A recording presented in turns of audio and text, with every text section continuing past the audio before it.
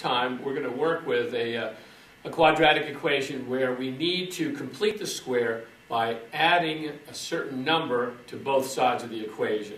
You'll see what I mean as we draw this out. The reason we have to do it is the quadratic equation as it's written doesn't boil down quickly to a perfect square trinomial. So here's our equation. All right, we've got x squared minus 12x plus 4 is equal to 0. All right, this is our quadratic starting right off. Now we can tell right from the start that we can't create a perfect square trinomial. Why? Because the only factors for 4 are 1 and 4, or 2 and 2. Adding 1 and 4 will either give us a 5 or 3, the difference between the two. And here the sum would be either a 4 or a 0, neither of them a 12. So it's just not going to work all by itself. We're going to need to add something to both sides of the equation to create the setup for a perfect square trinomial. And here's how we can do that. Well, first, let's do this. Let's move this 4, this positive 4, to the other side of the equation. Do that by subtracting 4 from both sides. What do we get? X squared minus 12x, now leave some space, is equal to negative 4. Okay, so that's that math. Now, we've got space here because we're going to put something here in a box that'll balance this out as a perfect square trinomial. But we can't do it on one side of the equation, we have to do it on both sides. So this something in a box is also added right here. So our equation reads x squared minus 12x plus something in a box is equal to negative 4 plus something in a box. What is that something? And how do we figure out what that something is? Well, there's a formula for doing it, and it's pretty easy to remember. This is our middle term. What we want to do with the middle term is we want to find half of this. So we divide the middle term by 2, and then square that number. I'll show you what I mean. Half of 12 is 6. I'm going to put that right here. 6 squared is 36. Okay, this is an equation, so we have to add the 36 to both sides, put it in both boxes.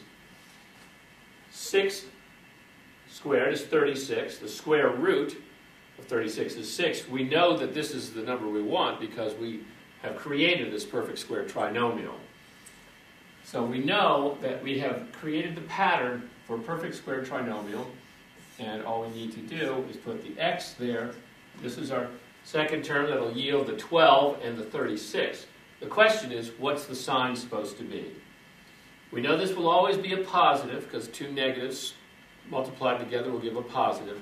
But here we can see we have a negative 12x, so this should be negative. This part of the equation has now been factored to perfect square binomial. X minus 6 all squared gives us this, perfect square trinomial. We've added to the other side, and we can bring our equal sign down, and now this is 36 minus 4, which is 32. All right, we still need to solve for x. We've gotten this point to this point. Now what we want to do is turn around and take the square root of both sides. So let's just illustrate what I mean. This is what we're going to do.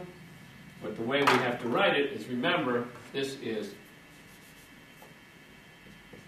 plus or minus. What we're trying to do now is solve for x. So what we can do is we can take the square root of x minus 6 all squared and the square root of 32. When we're taking a square root, we have to remember it's plus or minus. Two possible answers in an equation.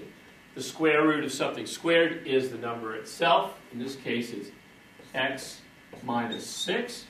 And on the other side, we have plus or minus the square root of 32. Now, the square root of 32 can be simplified. There's a perfect square in here, namely 16. 16 times 2 is 32.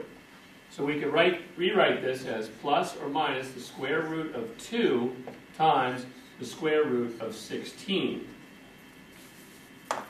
We can simplify square root of 16 to its square root, which is 4. Writing that more elegantly, we would have plus or minus 4 root 2. We put the real number on the other side of the radical.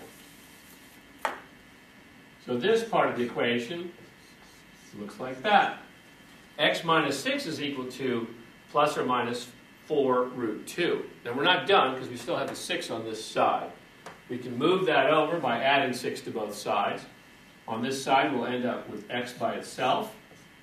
Adding 6 gives us a 6, or a positive 6, plus or minus 4 times the square root of 2. And that's our final answer. Just to recap, the way we did this is we started with a trinomial that wasn't a perfect square. We needed to make it a perfect square, and we did that by adding what I like to call something in a box. And we added that something in a box to both sides of the equation. We ended up with expressing this equation as x squared minus 12x plus 36 is equal to negative 4 plus 36. We just moved the 4 over, added 36 to both sides to balance this out to give us our perfect square binomial x minus 6 all squared. And then we went through the process of solving for x.